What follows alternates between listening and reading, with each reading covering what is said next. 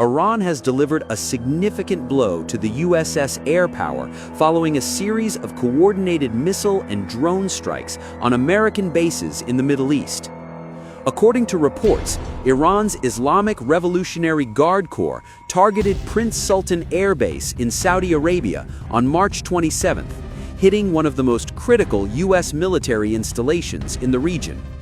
The strike is said to have destroyed at least one E-3 Sentry airborne warning and control system, along with 3 KC-135 Stratotanker refueling aircraft, marking a serious setback for U.S. aerial surveillance and logistics capabilities.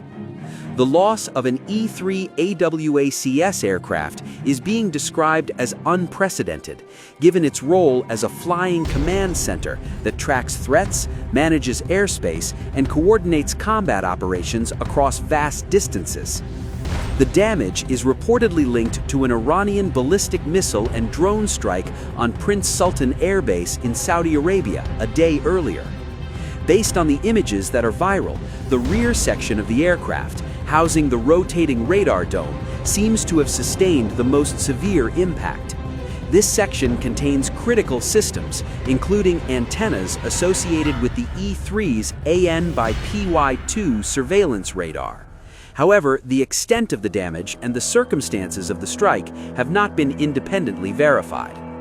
Valued at nearly $500 million, the aircraft is among the most expensive and strategically vital assets in the U.S. Air Force. Initial reports indicate that at least 10 U.S. airmen were wounded in the attack, although the actual number could be higher, reflecting the intensity of the strike. In fact, AP reports that the number of injured exceeds 24. This development comes amid a wider Iranian campaign targeting U.S. and allied military infrastructure across the region. In the weeks since the war began on February 28th, Iran has reportedly struck at least 17 U.S. military facilities, with a clear focus on radar systems that are crucial for detecting and intercepting incoming missiles. Among the most significant losses were high-value radar installations in Qatar, Jordan, and the United Arab Emirates, worth billions of dollars, severely weakening the region's defensive network. The destruction of the E-3 aircraft further compounds this challenge, limiting the U.S. ability to compensate for damaged ground-based radar with airborne surveillance. Before the escalation, the United States had already deployed a large portion of its E-3 fleet to the Middle East and Europe, increasing patrols over key areas, including Jordan, northern Saudi Arabia, southern Iraq, and the eastern Mediterranean. These aircraft were tasked with tracking Iranian missile and drone launches, providing early warning to U.S. forces and regional allies. However, despite heavy air defense deployments, particularly over Israel, Iranian strikes have reportedly achieved a growing success rate, with some estimates suggesting up to 80% of missiles are now reaching their targets. Experts say this is partly due to the systematic degradation of radar networks across the region, reducing early detection and interception capabilities. The loss of a key airborne radar platform like the E-3 is expected to further tilt the balance, potentially increasing the effectiveness of future Iranian attacks. This is not the first time high-value aircraft have been hit. Earlier strikes on the same Saudi base had already damaged multiple U.S. refueling aircraft, while a separate attack reportedly destroyed a UAE-operated airborne surveillance aircraft. Now, analysts believe the U.S. may be forced to reposition critical aircraft further away from the region, potentially impacting response times and operational effectiveness. As the conflict intensifies, this latest strike highlights a shifting battlefield where advanced missiles and drones are increasingly capable of targeting even the most sophisticated military platforms. In a major escalation in regional tensions, Iran's Islamic Revolutionary Guard Corps has announced a coordinated missile and drone strike targeting key industrial facilities linked to the United States. The operation, carried out on Saturday, marks one of the most significant direct responses by Iran in the ongoing conflict dynamics across the Middle East.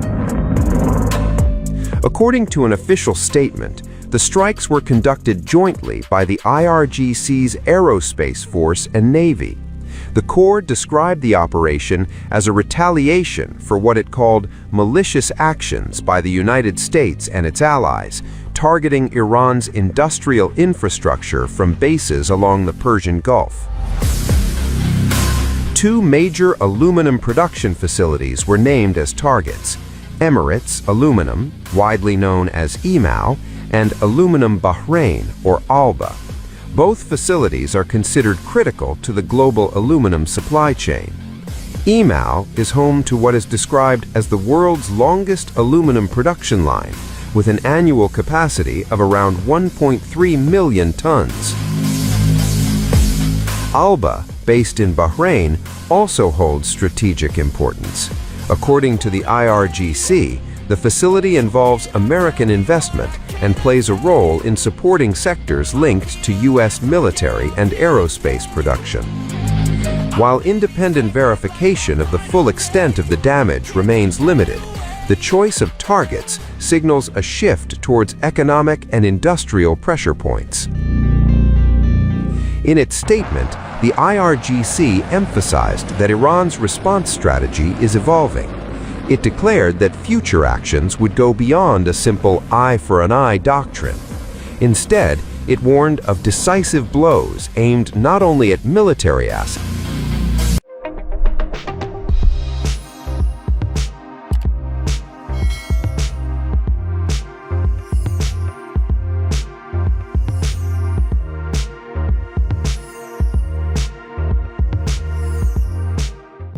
News never stops. The world keeps turning, and every turn tells a story. Wars, elections, geopolitics, Davids versus Goliaths. While everyone is celebrating the US-China trade thaw, Trump has been quietly doing something else across Asia. Were once home to the ancient Silk Road connecting east and west. But who's connecting the dots? Who's decoding the global storm? Welcome to Times of India videos. You're watching a special edition of Global Pulse with me, Neha Khanna. בהנחיה שלי ושל שר הביטחון ישראל כץ. Durante este año, We decode the shifting grains of geopolitics to you. From Washington to Wuhan. Встановлені домовленості і сьогодні підписуються. Everything, everywhere, all at once. Just 2 years ago, Canada was one of the most popular countries for Indian students. From Davos to Delhi, we track the decisions that move markets, shift policies, and shape the future. No jargon, no bias, just clear, credible, global journalism. Because understanding the world doesn't have to be complicated, it just has to be smart. And that's what we do best. At Times of India videos, we don't just tell stories, we build perspective. We connect the dots between what's global and what's personal, what's happening out there, and what it means for you. It's fast. It's fearless. It's making sense of the changing world order. Times of India videos. Because your worldview is just a tap away.